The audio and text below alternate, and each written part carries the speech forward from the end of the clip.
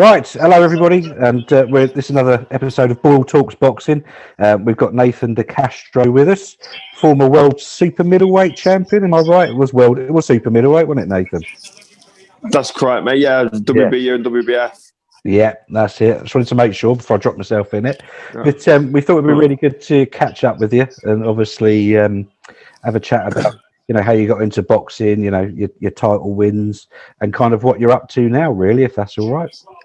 Yeah, of course, mate. Yeah, of course. Perfect. Obviously, we've got Mr. Arv Metu with us, former professional boxer and current professional boxing trainer. We've got Chris Boyle. Hello, Chris. You all right? Yeah, you?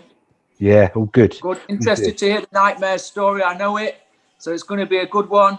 He's a very, very entertaining fighter and he's a very, very entertaining personality, is Mr. Decastro. It's going to be a good one. In his tweets. So Nathan, before we just to kick it, how did you get into the box? How did all that happen? How did you become a fighter?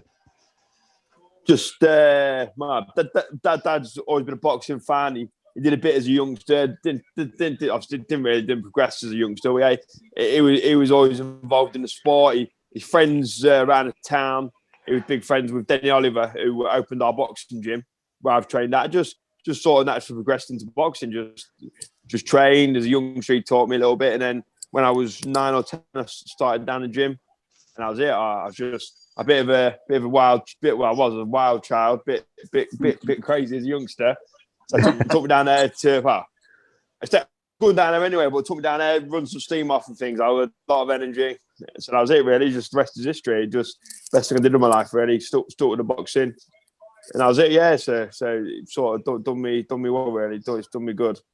Excellent. I can tell you one thing about Nathan. Nathan is a fighter in the amateurs, had a massive following. He didn't duck and didn't dodge anybody. He would fight 3 people a week, like you are, if he could. Wow. Absolutely fantastic. Absolutely fantastic. So, yeah, so had some good scraps in the amateurs. Yeah, it was the amateurs as you know yourself. The amateurs are the best days. Their days really. That's when you love boxing, enjoy what you do. That's when you're getting a phone call and you're absolutely buzzing that you're going to be fighting next week on an amateur show. There's no real politics in it. No one was trying to. All it was get there, have a scrap, shake hands after, and have your free meals. It's good. Exactly. Those are the good days. They're the days I truly miss. They are. I totally agree with you, Nath. I totally agree with you. Nath, would you say when you're in the amateurs, you have a team with your friends and it's a nice enjoying time with your amateur friends? But when you go professional, Chris and Nath, you're on your own. You're all alone. When you're in the professionals, You're all alone. In the amateurs, there was a crowd of you and you had all your friends with you. It's totally different. It feels like you're on your own when you go. It's like a day out, isn't it? Sorry to interrupt there. Sorry. Yeah, that's right. It's like a day out. The amateurs, mate. In the schoolboys and the seniors, absolute laugh. You go out there with all the lads who's just 7 year on, and you laugh in a minute, and obviously 6, 7 of us. Then each one's got our mates come in, and then there's a big crowd there, and it's just laugh a minute. It's all relaxed. Then in the pros, you go down there and you go down there on your own. On your own. It's not funny. It's fun. It's not fun. It's not fun. It's actually, it's not fun. I love boxing. It's what we do, but amateur, the enjoyment of the sport, and that's a fact. You do. Sorry. The thing is, when you were amateurs before you go pro, and you'll all relate to this, is people tell you to say, "Oh, it's totally different when you get to pros," and you think to yourself when you're an amateur, think, how can it be? Surely it's going to be better. You know what I mean? Surely it's going to be this, that, other. You expect it to be something that it's not. And when you do transfer to it, you actually realise, you look back like Nathan's just said, and you yourself have, and you say, wow, it actually is so different, isn't it? Everything about it is different. And it becomes more serious, doesn't it? And like pressures, you know what I mean? It's totally different.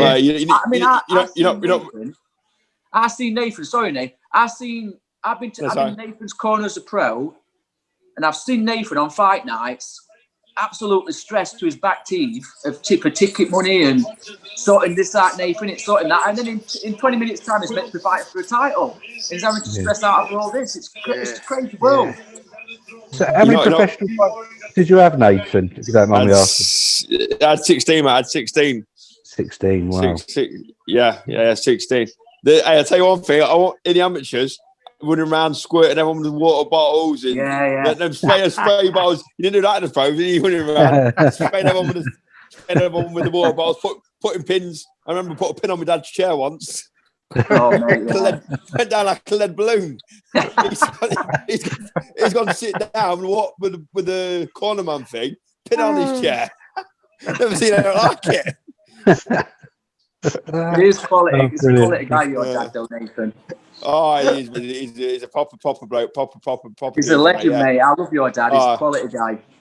Good old bloke, mate. It's like just as long as you've got 3 hours to listen to his stories, it's all right. Yeah. So Nathan, so Arvin and Lakey won't know about it. Obviously, the big thing for you in the amateurs, obviously, was the Eubanks fight, weren't they? Tell us a little bit how that came about, what happened, and tell us the story of the Eubank fights. Well, the box Eubanks twice. Second fight's good. That's a proper good story. That is, but the first fight, as a pro. Sorry to interrupt. As a pro, no amateur boxing twice in the amateurs. Oh, okay. Boxing, he come down to Lincoln. The venue's been old for 450. That's what the venue's old. There's 1,000 people in there. There's the race shows. You could because of all the regulations, like they let you have 500 people. You could easily get 1,000 in. You could, but it was 499 people was allowed in. And I remember the clicker on the door, and Denny was paying him not to click people in. Paying the clicker, get a kicker, another 50 quid. The bloke can't people in, not to do it. We had the fight. We had a massive, obviously, sellout. I sold a lot of tickets and put him down in the first round. We had a good old tear up. Real, it was a good fight and lost on points. He caught me with the cleaning shots. Really, we had a good old scrap. It was. He probably won the fight. Some people think I did, but they're going to think that, aren't they? But I put him down in the first round, so it's pros it'd been a draw because I put 10-8 first and 10-9, 10-9. But had a good scrap, and then we had a good fight. And say he's just a bit of an obnoxious dickhead. But it's just where he is. But actually, he ain't a bad person because I've spoken to him. Anyway, it's just his persona. Like, people don't like it. People don't like the way he is. But it's all an act. It's all a bit of an act, I think. And as talking to him like now, he's like a reasonable guy. But in the ring and that, people just think I'm obnoxious, and that's why I don't like him. But he had a good fight. It all come out through Scott Welch. Scott Welch was won the ABA title the same year as Kelly Oliver, who's obviously heavyweight winning Scott Welch. Yeah, that's it. Heavyweight. Yeah, Kelly was the light heavy, and Scott Welch was obviously super heavy, whatever it is. And so they're friends. Denny obviously was in the ABAs, and just basically they had a bit of a connection. And there's a geezer from Lincoln called Jimmy Jarman, who's dead now, rest in peace. He died very recently. He wanted to come to Lincoln, and basically I said, "You all got talked about his Eubanks fight." I fancied the fight, and it just out of the blue, Scott Welch rang Denny and says, "Do I want it?" And that's how it happened. So that's it. The fight happened, and we made good night for myself, good night for the city, and it was a great night. So first fight was in Lincoln. Second fight with Brighton, weren't it, Nate? Is that right? Yeah, second fight was Brighton. I tell you what, I went down to Brighton. I took 40 of us went down there to Brighton on minibuses. We took 2 minibuses and car full of people. 2 of us went down there. 2, and then I boxed him. I come in at 71 kilo, and he come in he was 80 kilos. Something. He was massive. Wow, mad. I've gone down there on the bus. Dad couldn't make it because he had a commitment. So if he'd have been there, the fight probably would have happened. But he said he would have took it, but it's me and I took the fight. But then, so I've gone there for the fight. I've gone on the party bus, basically. So they're all drinking, partying, loving life. I'm sat there thinking, fucking hell, I shouldn't have come on this. I should have gone down in the car with the boxers. So I sat down there. So my head went on the game, really. And after the Lincoln fight, I went on it was May 21st our fight was. And I fought Chris again on June the 11th in Brighton. After the fight in May, I went on the pitch for basically 3 weeks. Didn't go to the gym. Didn't really on my phone. Just went on a bad session with all the lads in that.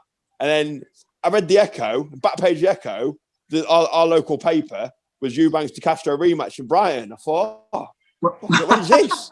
I looked, I thought, fuck, this on the Saturday. I thought, it's next Saturday. I rang Denny up. I was like, Den boy, what's happening? He said, I've been trying to get hold of you. I said, well, I've been AWOL. He said, well, you're fighting him, Fabby. You better get in the gym, get your arse in gear. So I went down there. Sky was there. The fight was on Sky. And I was going down there. Basically, I was going down there is basically lamb to the slaughter. I didn't want him to win the fight. He come in super fit. He'd been in training in America and that. I just went in there, Medwot on the game. First round was close. Second, he caught me with a couple of shots now. That didn't hurt me. Rocked me a little bit. And the ref just jumped in and stopped it. I was like, and that was it. It was a bit of shit. And then so after the fight, that's it. After the fight, you never see it like it. These lads from Lincoln, like Case Daniels and let out the wild, not trouble, just what they never see it. They're drinkers and they're all out partying. And a couple of stories I can't say because about Herbie Hyde and Herbie Hyde was there. There's Herbie Hyde, wow. Julius Francis. Yeah. There's Herbie Hyde, Julius Francis, Scott Welch, Julius. Chris Eubanks Senior was in this bar, and I'm not saying who it is because he's about now, but this there's a lad called Mitch Smith who he boxed on the same night. He got beat and I got beat, so both in the Mardy, and someone's testament to Mitch. Mitch got an headlock, started punching him. He's a relative of one of them lads I've said. I'm not saying who because he's getting his name about now. He's well known, so I'm gonna get sued. He ended up punching, got this lad headlock. My mate said, never seen it like it. There's sub there. There's Scott Welch. There's Chris Eubanks Senior. There's Julius Francis. And Herbie Hyde all stood there staring at Mitch saying, what's he doing? Punching this lad dead in a snooker club. Never seen it like it. Never seen it like it. Crazy. I was back in hotel and I'd been a nuisance and I ended up chasing the manager of the manager of the hotel out with a fire extinguisher squirting him. Oh my God. Come on. He banged on the door saying, you've been noisy, you got to calm it down. I was like, where there's that, pals? Open the door. Takes back room with a fire extinguisher. Happy day. Right, it was got stuck. Everyone went home next day and I was stuck in Brighton, so I got arrested. He got arrested. Ridiculous. Chasing bloke out. Squirting him with a fire extinguisher. So it's the next day. That story though, Leaky, doesn't it? It just relates, doesn't it? Just to say that the amateur days are just the best days of, aren't they? Do you know what I mean? Totally. You can't have stories like that, can you? You just can't have it. No. You don't. We boxed in the Hilton, and one of the lads next day they couldn't find him. Where's he gone? Looking, he fell asleep in the Hilton toilets. We didn't stay in the Hilton hotel. That's just we didn't even stay in the Hilton. We stayed in a bar, a place about 5 minutes down the road. And he, after the fight, he's that pissed off, went to sleep in the bogs. God, just mate. You know, yeah. At least there were posh bogs at the Hilton, eh? Yeah. In the amateur. Carry on.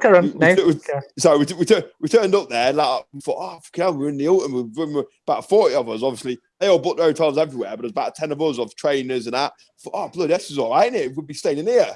Oh, no, we stayed at some place around the corner. It's like that place on Only Fools and Horses. Oh, yeah. Oh, never seen that. That's quality. We're all young lads. We're all skint. We're all thinking, but there we go. We're in the Hilton Hotel tonight. This was about 18, 19. Yeah, boy. Me and Gaz and that were all buzzing. And Scott Welch said, no, your hotel's around the corner. Went round the corner. Well, I wouldn't eat that. I know that. I know. It's all right. You get it was nice though, ain't it? You get your plastic trophy and your sandwiches or whatever, and maybe a few pounds for your expenses, like good times and a laugh with your friends. Can't beat it. You can't buy it. Best time like that off. No, I agree. There are many memories you look back in the pros and you can laugh your head off. So tell us a bit about, in the amateurs then, Nate, what did you win in amateurs? I know you had a good record. You had about 100 fights, didn't you? 105, mate. Yeah, box best box of box Sam Egginton.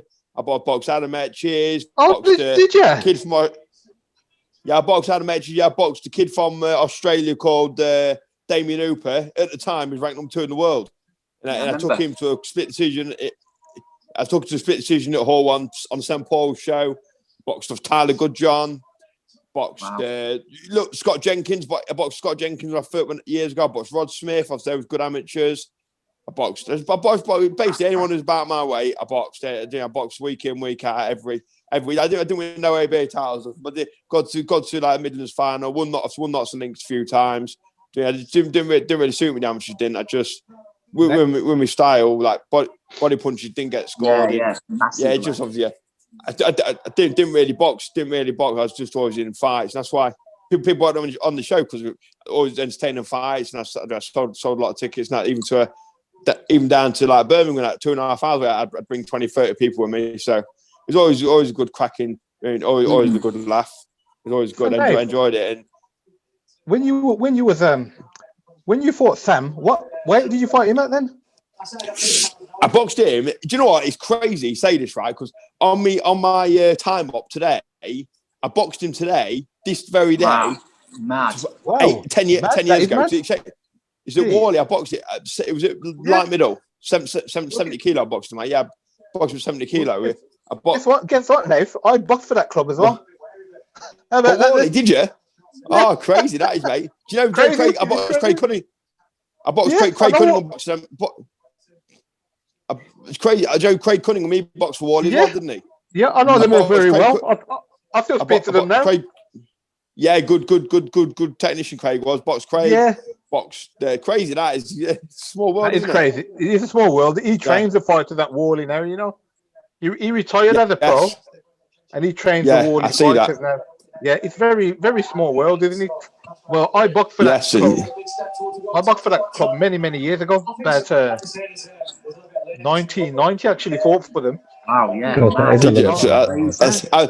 I was born. It's crazy. It's just, I can't believe it that you fought against, Sam, and...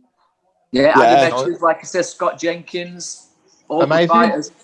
Yeah. Yeah, the best kid I boxed was is in Nick now. He's locked up here. I think he's a lad from Australia called Damien Hooper, and he won the Youth Olympics. He won the Youth Olympics and got beat in the World Finals or something. And the kid he got beat by, beat him, and he come over, and obviously he was kind of ready to fight me. He was kind of ready to fight someone else, and the other kid pulled out, and I stepped in. It was my first fight back. I had a broken cheekbone from an accident out of the ring. And my first fight back after about an 8-month layoff, and we had a right ding dong. Probably, I was one. I probably should have won it as well because it's a bit strong for him, but I didn't get the decision. But it was a good fight. He's obviously a pro. He got top 10 in the world, and then he basically got locked up, and that's it. He's finished. Mad, mate, that isn't it? Very. He beat Iganov, massive win in his last fight. Absolute huge win. That Iganov was ranked 10th in the world. They beat him absolutely. He won every round on the Pacquiao Jeff Hurd undercard. Mad, that, and that's about a massive fight, wasn't it? Yeah, he won it. Yeah, Iganov. And then that, I know he had a big dust up with some coppers. I know. Hey, so with that then, Nick, you joined pros, Nate, and you managed to get to ranked by IBF about number 5 or something like that. I can't remember. IBF International. Got 3 in there. Got 3 or 4 for I was ranked. I can't remember that ranking. Yeah. So tell us a little bit how your pro career went then, Nate. How did that develop? Well, obviously, most people know the story. I can't go into now. Obviously, I'm back doing a bit of fighting that again now. Obviously, on the bare knuckle scene, but just obviously, I had to quit. Obviously, I had stopped last year for reasons out of my control. But I've started out 2014. I think March 1st, 2014 was my debut. That was at London Bethnal Green.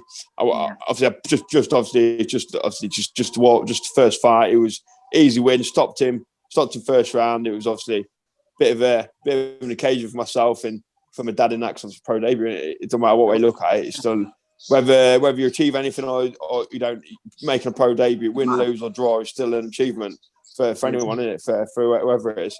So that was probably one of the best nights of my life. That was making my debut, and so won that, and then just steadily, I struggled with getting the fights, struggled getting the big fights. Obviously, the politics stopped fights, and people avoiding the fights. I'd have fought anyone at any time, any place. I wasn't bothered. But then I'm not going to names because I'm a different person now. So I can't be asked calling people out and saying this because life's changed now. But there's people I wanted to fight, didn't want the fight, made every excuse under the sun not to make the fight. So that was it. Doing this, life goes on. We just carried on winning the fight. Didn't get the big one. Just carried on. Then obviously the big one. I had a 12-round win. 2018 Derby against Agoashon. I boxed him. I remember that fight. That was a tough fight. It was 12 good fight. He was in my corner, Chris, wasn't he? He was in my corner for that. Yes, that was a brutal fight. He was 12-1. That was probably. Yeah. Chris, did you train Nathan for that fight? I helped his dad corner. That was a brutal fight. That was a brutal fight. That was one of the first times that I've been in corner with Nathan before, but that was one of the first times that I'd seen Nathan really, really, like you say, took some big shots in there, Nathan, didn't you? It was a good fight, weren't it? Yeah, it was. It's just after my life, just one big story. It'll sell a book. One day it'll sell a book. You could, mate. You could. Next day, day before we fight, I for some reason I started sleepwalking and I fell down the stairs and broke my big toe. I don't know. My big toe was that big? It was massive, absolutely massive. I took the fight. Obviously, the fight. I took some big shots. I was struggling to move. He was a very clever fight, and he was very, very good for really. It was 12-1 African champions. He was a very good fighter. And after the fight, next day, I thought, I didn't feel right. I don't know. I was having headaches and that. Anyway, gone out after the fight. Gone out for a few beers. And next day, I woke up. Obviously, I've been in camp for 12 weeks. I'm back out again. I've gone out and I've gone to the pub. I ordered some food. My mate says, you ordered that food? I says, I've just obviously ordered it. He says, well, you read the menu upside down the whole time. Has that concussed? I sat there reading the menu upside down. As if I'd read the book normally. I just ordered normal, just the menu's upside down. I sat there attempting to read this menu. I don't know what I was reading. And I was bloke's probably, hey, mate, can't order this place. He's like, you ordered that? He says, the menu's upside down. It was a good fight, though. I do remember that fight. I remember being in a change room after Nathan. Yeah. You had injuries, busted ribs, cuts at the back of your head.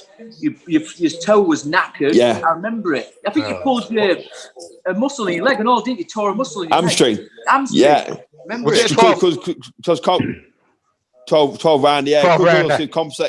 Yeah, it was tough. It was tough. Tough fight. It was good. It was very clever. Very clever. It was a clever fighter. He knew how to. If I'd been fine, if I'd been all right, I probably would have stopped him because he was clever. He knew I was injured. He just knew what to do. Just been around the ring a bit. Had a lot of fights, and it was good. It was very good as well. Was the titles on the line, Nath, at the time?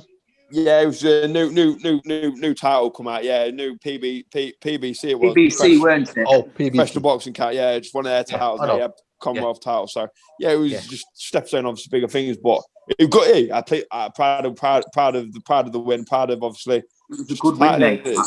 Yeah, it was. It was a tough win. It was a tough fight. It was tough lad. He was in. He didn't come over to lose. He come over for the win. But yeah, you could tell. I was lucky. Well, not lucky. Yeah. It was a good. But then how did the world titles come about? I know you joined Lee. And Lee McAllister guided you to world titles, and Lee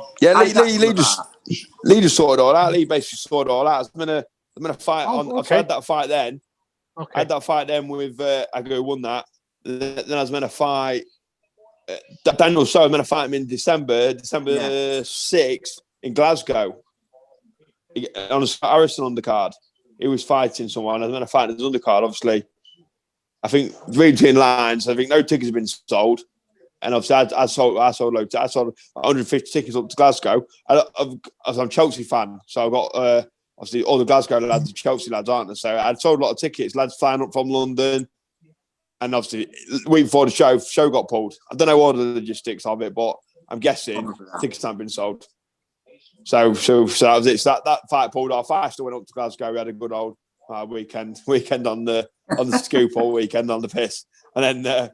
So that was it. So I was a bit disheartened with the sport. I've said lost a bit of taste in my front really. So just a bit frustrated when you're training for 12 weeks. And that was that. And then just thought about Lincoln, and Lincoln was meant to happen before, but then I got offered the Lincoln show was happening, and then the show got pulled off because I got offered the IBF European title fight against Ronnie Landieta from Spain. He was 3-time Spanish champion, decent fighter. I went over to Malaga sparring and sparred him. I remember.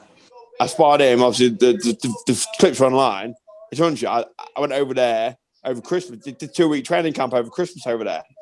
I can't remember, it wasn't I? There was a time I went there training. I ended up sparring, and I told you I got the better of him. I caught some good shots. I hit some good body shots in. Ian personally didn't want the fight, but obviously he's promoting. I like the fight because obviously it was me and him were quite the same, but both brawlers basically. And his promoters that like the fight. And obviously knew I could sell tickets and stuff. I was going to take the people over to Malaga for the fight, and that fell through. So you had shown Link a big show in Link, and that pulled that off for this IBF title fight. Then that fell through. Went through a bit of a shit patch really.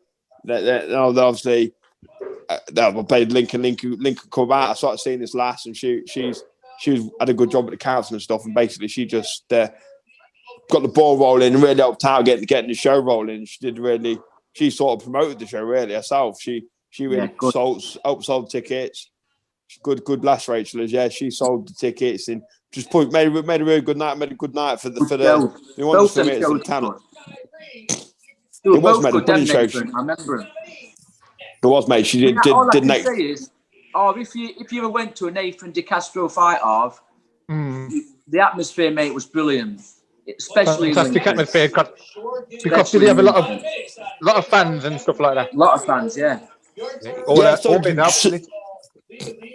Yeah, so a lot of things. I've got good follow. If I promoted well, if I promoted well, just like I said, when I first started out, I had bad promotion. They're good guys, but they was based in London, and I'm Lincoln. So, okay. So it's a bit slow. Then I met Lee McAllister. He really helped me out. He obviously put a lot of time into. I love Lee, nice guy, know him very well. Great geezer. He put a lot of time, a lot of effort. Promised me everything he promised. It basically happened. He didn't talk no shit. Boxing is you boys. Seems to be a good guy, Lee. He always seems to look after all you lot. He seems a very good guy. I like that. That he's looking after you all. You all know. If you look at it, how he guided Nathan in his last couple of years of his career. We've gone on to him. Because we watched what he did with Nathan. He got Nathan 2 world titles. You know what I mean? Like Nathan said, everything he said he would get him, he got him.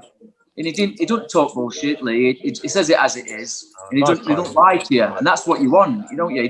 You get told enough lies in boxing, don't you? No. Yeah, it's not very good. There's two people I've dealt with who are there's 3 actually. There's 3 people I've dealt with who have been true to the word, have been sound me. Obviously, Chris Boyle goes without saying. Is Lee McAllister. Obviously, I don't know what's gone on behind the scenes with other people, but Dan Gray's always been good to me as well. He's always been straight down the line with me. I don't know. Obviously, I think he's had issues with other people now, which I'm not interested in. But all I know is Dan Gray's always been good to me. Yeah, Liam McAllister's obviously just been a gent to me, and Chris Boyle's always been good to me. They're the 3 people that I can't say a bad word about in boxing. But obviously, I agree with that with Dan as well, Nathan. I do agree with that with Dan. I've never had a problem with Dan. I get on well with him as well. Like you say, it seems to be fair enough to me. When I was on his shows, and obviously, both times were sort of short. I didn't have 6 weeks' notice to sell those tickets. It's more of like a 2 or 3 week thing, and he never took no money off me. Good old boy, man. To be a promoter, have me on his show, and not doing ticket money. Now, he just made sure I covered the show, covered my thing, and I had sponsors. And just good old boy. He was really good. I can't say a bad word about him. Good shows at Derby, Nathan, as well, weren't they? At Pride Park, they were good. They were good shows. Great shows, was mate. Yeah, he put a good show on, Dan Can, mate, and he's real. I like him, mate. I really like Dan. He put some good shows on, and I can't say about people. Obviously, I haven't followed everyone, but I think Dan is for me. He's always been good. I can't call him not one bad word about him. He's just a good, all round good lad. He is. Good so lad, 2 world titles, Nathan. 2 world titles, super middleweight, which is something to be proud of. Lincoln's first world champion, is it? Or have they had many more? Yeah, Lincoln. No, Lincoln, mate. Yeah, Lincoln's first. Kelly Oliver, obviously, 4-time ABA champion. He won obviously WBO Intercontinental, and he boxed the WBU world title in South Africa against Sebastian Rothman. Wow, he was winning. He was winning the fight. He was winning the fight by a landslide. Winning, and then he got caught. He had 3 weeks' notice for the fight, and he went out there like a bit too short. He didn't acclimatise for the fight. So 9th or 10th.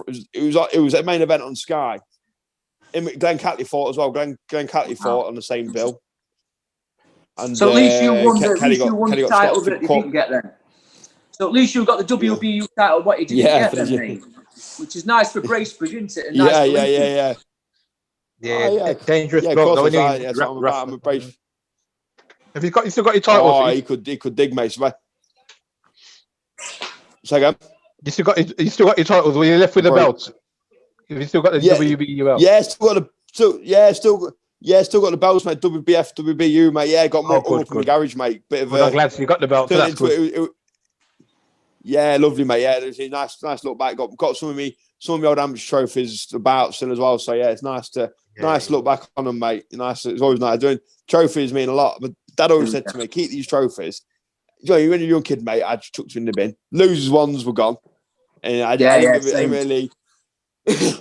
Never took. I regret my biggest regret, mate. It's not saving all my videos. Lost my camera with my fight videos on, which obviously was a bit shit. And then obviously a lot of my trophies are broken up. I wish I'd looked after them a bit more. They're the only thing left, aren't they? When it's over. You know what, guys? I got every one of mine. You know, I've still got one. Yeah, amazing, that is, mate. Brilliant. Best, great in there, but it's great. It's great. I bet you can remember every fight as well, can't you? Like it was yesterday. Yeah, every fight I can remember. Everyone. Yeah, it's great. It's good, man. It's great to look back in it on. Like I say, everyone's great. Not just like a personal one. It's nice to hear stories from other people, and I love it. I do. I talk about boxing all day long. Good. So now then, Nathan, you're going to move into bare knuckle, I believe.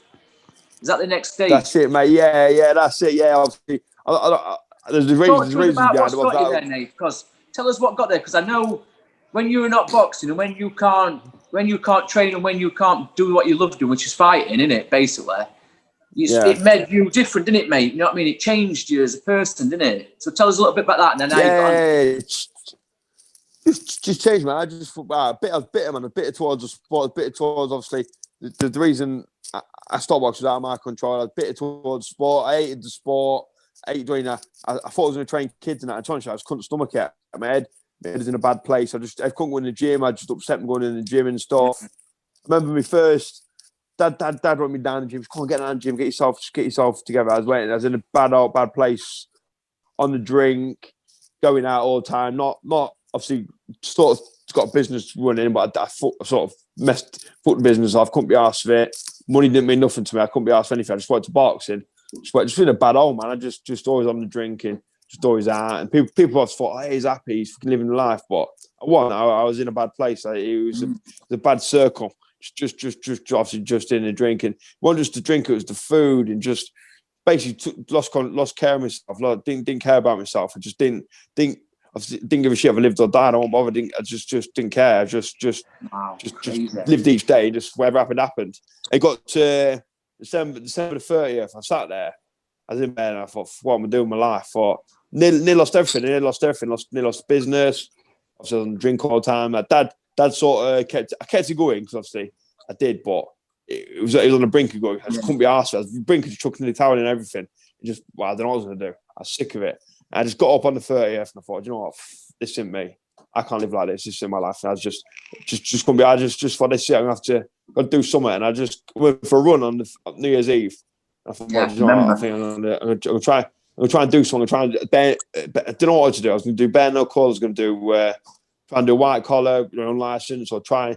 I need to do something. I need to do something. MMA fight. I needed a fight. I need to do a fight somehow. Then I started doing a few runs, and I've got a bit of people messaging me about. I was on like a couple of offers and that, and I just thought for me, the bare knuckle was the best route to go. So obviously, boxing was my first love. It must get massive, yeah. Of course, it's getting massive. You know what? I didn't realize that I was being not embarrassed, but I thought, if I go around telling people I'm doing bare knuckle, they're going to think I'm a thug. No. Really, go around telling random people, like people from school or people like from just at like my family, and I'm doing bare knuckle. They're going to think, oh, fucking ridiculous. Yeah. But people actually enjoy it, and people are saying what a sport it is. It's sort of lifted me a bit, really. I thought, people actually enjoy watching it, and quite a good response on it. And it's not quite. I got the age that I thought it had. Probably a bit embarrassed. I watched a lot of the shows on Fight TV, Nate. There's a lot of the bare knuckle shows on there, and I've watched BKB, they call it. They're not good. It's a big thing now, isn't it? It's basically a new sport.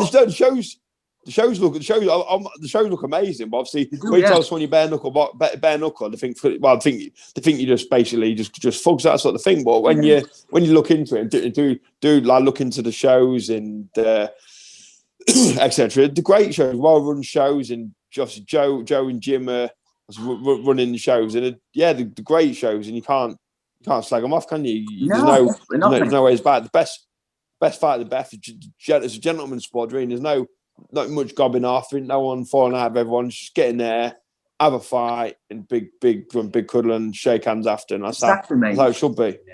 And if you look at it, Nate, it saved you, hasn't it, from what you were doing? It gives you purpose, mate, in life, hasn't it? And it's saved my life. Saved my life. Day now.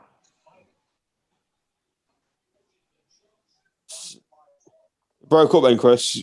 I'm just saying, Nate, it's for me, mate. I watched where you were before, and then I watched how it's pulled you back from that brink of disaster, mate. And now I watch you train every day. You're focused. You know what I mean? You're on it. It's good for you, isn't it, mate?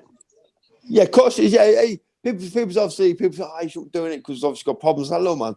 That saved my life. I don't know. I'm not saying I was going to commit suicide or something, but I was in a deep, dark place, man. I was in a bad place. Nobody knew that. No one knew. No one knew what I was feeling that. But it's what it's done to save my life. Whether or not physically, I was going to, I don't know, but mentally, it saved my life because I was in a shit place.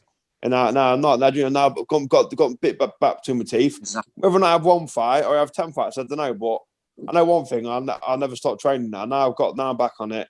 I never stop training. I can look back on the boxing. And I'm like, I'm happy. I'm like, dude, yeah, it's tough. It's over.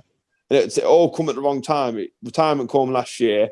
The lockdown come straight after it. Yeah. And that was it. It just all accumulated to me being in a shit place and had some. I was hanging around the wrong people. There's taking me down the wrong paths. Like I said, there's on the. One ring up say how was it over Christmas? I had a bad time over Christmas. There weren't many people that rang me up saying, "Hey, Nathan, how are you?" No one really rang me. Obviously, I've got mates, but there's not. There ain't people ringing up. I spoke to one for a few weeks, and I know they got many messages off these lads that I spoke to my best mates. They're ringing me up. Then I get messages off strangers who are literally strangers that I've never even seen in my life. Messaging me, how are things that I've seen you running tough and that. And you got my best mates who didn't even ring me. So that's why I thought I'm changing. That's why I woke up. I just thought I'm changing everything. I'm going to sort my life out and do things differently this year. I'm going to distance myself from negative people. Just basically just try and enhance my life. Everyone goes through tough times. Everyone's doing it. I'm not saying mine's the toughest because it's nowhere near, but everyone goes through tough times. So you got to bear with it, fight through it, and it's good times roll. The good times are always there. If you want them to be, a lot of it's you put it on yourself, and you put it on yourself. You can just in depression, so you just got to get out of it, snap out of it if you can. Try and exercise. I remember when Dominic Ingle was on about Kell Brook when he had all them injuries before his world title fight against Devon Alexander. He said he was sat there. He said he was unshaven. He said he looked like a tramp. He said he was overweight.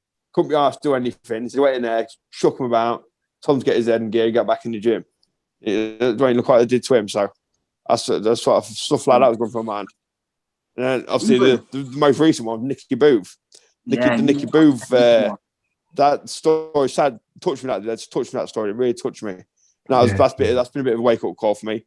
That kind of story has just stuff like that. It just makes you realise that life's you're not here forever, yes, and there's no point. You don't want to ruin it. So that's why I just thought, you know what, I'm going to really try and get myself sorted. And after the fight, I'm going to put time into the gym, train the lads, do everything I can to still be involved. Brilliant. I think even that story, Nate, just there, mate, inspires. Because I know over years we've known each other for a long time, and you've inspired a lot of my boxers that have gone pro and amateurs. You used to come to all my shows, used to give out trophies to all my boxers. You'd stay all night. You'd always speak to them all. You know, they were massively inspired by you, mate, and what you achieved. So to see, they both follow you on Instagram. They all follow you on Facebook and Twitter and everything else. So they'll have seen your story, and that's it's an inspiration for them now, isn't it? For kids. We all know kids what's been going through it because of the lockdown, because of boxing gyms. You'll know it from Bracebridge. So they'll be inspired by you. It's very sad. It's good. What I want to see, mate, is to see the bigger picture. That don't take the wrong path. I took the wrong path, and it did. I was lucky that I had a couple of mates around me that pulled me out of it. A couple of real close mates that really helped me out. But then there's also, it's just don't take the wrong path like I did, because make the same mistake I did, because it could have ended up a lot worse than it did. Like, I managed to get myself out at the right time. As people got to realise that it's not just, you get these bad cycles, it can end in a bad way. It's the best thing to do is stay motivated, stay in the gym, keep make sure you have positive people around you, not people that are going to be bringing you up to go in the pub every night or smoking or doing whatever they're doing. You want people that are going to be positive and be positive impact. That's what you need to be around. People that are positive on your life. Yeah, you don't be around negative people. People that are always pessimistic, always. Like my thing at the minute is people on Facebook always writing negative comments. All I do is just delete them, block them, and that's it. There's no point leaving them on there, letting them say the bit. Just delete them, block them, and that's it, isn't it? Then you can get Best on. Way, mate. Not worth you asking people. Why should they get a response? You don't know when they write something negative. Just block them, and that's it. Usually, it'll be a big argument over Facebook. I'm going to keep your head in or whatever. Big. Stuff like that. I'll do now. Delete it. And that's gone then. It's in the past. I'll never think about it again. Best way, mate. That's good advice, that as well, mate. I see you've got your new training partner, Piggy Nuts, with you. He's been running with you, hasn't he? Yeah. He's here now. There he is. He's just got back. He's just got back now. He's just been running. Just got back. That's what I mean, mate. It's quality. Obviously, he had it tough, mate. He was he was manager of a bar in Spain. So his life been turned upside down, mate. He had an house fire just before lockdown. Wow. He's lost everything in the house fire. Obviously, about 6 months previous, lost everything, all his money, all his clothes. Got rebuilt himself back up. The bar was about to open and got locked down. So they locked down in Spain for 3 months. The government basically shafted them all. Didn't get a bean. So he's basically come back here. I was my best mate. Come back here, and then we just ended up on the. It's like both. He had his demons. I had mine. Both on the scoop every weekend. We thought we was enjoying ourselves, but when you look back, we wasn't. Now, like he had a beer all month. He's been off it. We've been helping each other, mate. He's out walking and running and on the gym every night. He's doing his bit. He's doing his bit, mate. So that inspires kids as well. That's fantastic, stuff like that. I never knew that, mate. That's such a mad story. That's crazy, isn't it? 6 months before, was big out. He saved 2 people's lives. Pulled them out of the tent, baby and a woman. Wow. Pulled them out the flat was burned, big flat, holiday flat, burning down. Oh. And he ran in there, saved, ran in, saved woman, ran in, saved the baby. Madness, that's heroic, isn't it? Yeah, he lost. Yeah, his mate should be Neko, shouldn't he? In the Spanish paper. Mate. Jesus Christ. Yeah. It's not, that every day, yeah.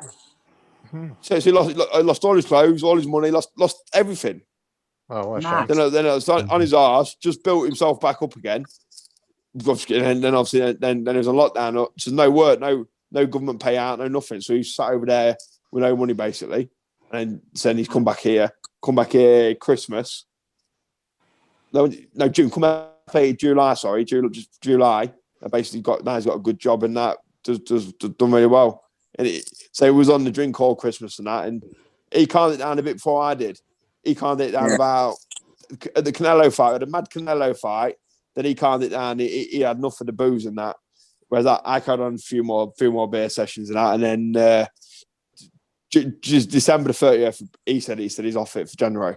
I thought he was talking shit. To be fair, I thought no chance he. Because never done more than 2 nights off the booze. He's just wow, that's mad. Then it's doing well then.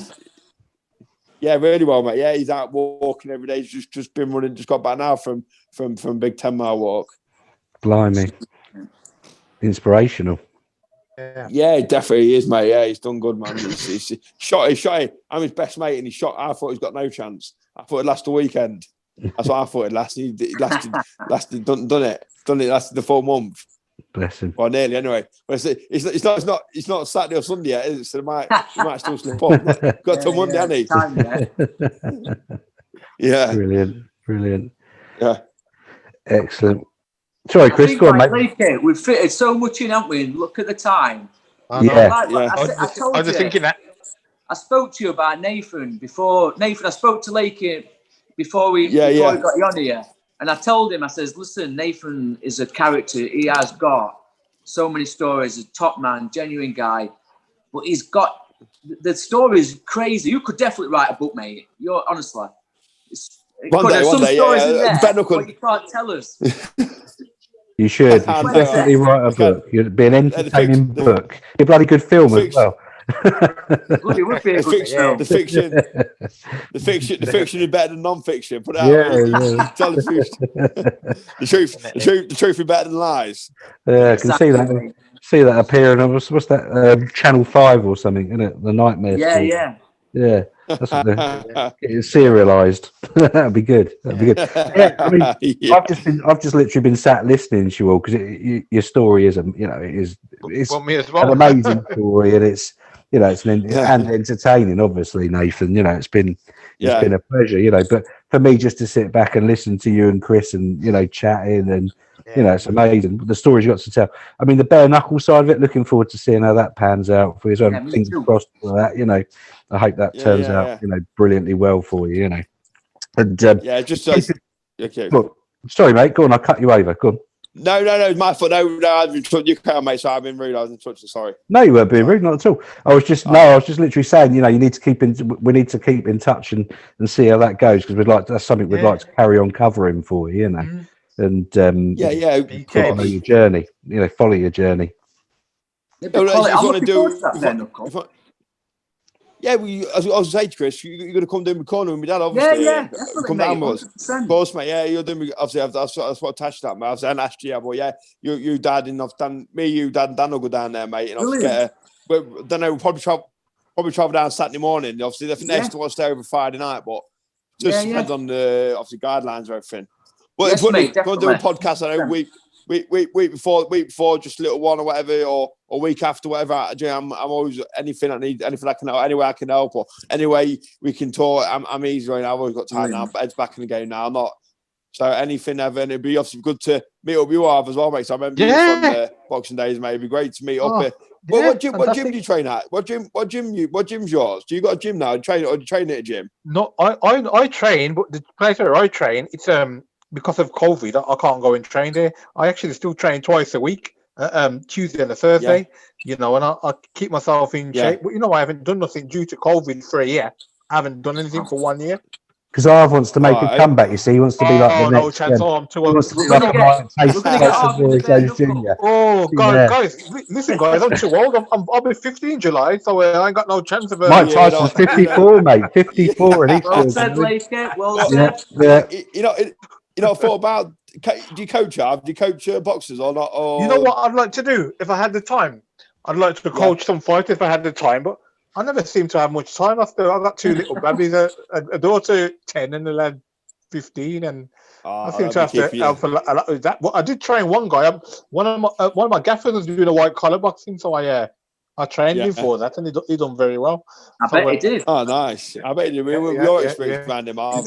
Someone like you, mate. He's just he's such a lovely guy.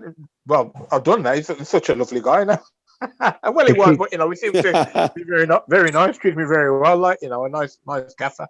We keep trying to persuade Arv to get his referee, ref's license. Yeah, we're going to get him with people. We're going to get him the referee. We said that.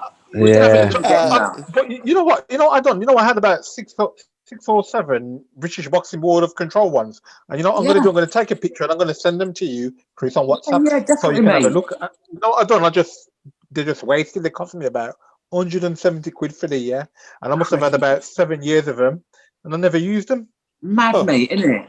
Oh, It's God. a waste of money, mate. Yeah. Come across with us. That is a waste of money, yeah. Yeah, Get that's what yourself out happened. now, mate. Yeah, it'd be good to see you. And Good then- to see you in the ref in and that. What all I did try to do as well, I tried to become a ref, and that didn't go too well. I made too many mistakes on the cards, and I didn't like the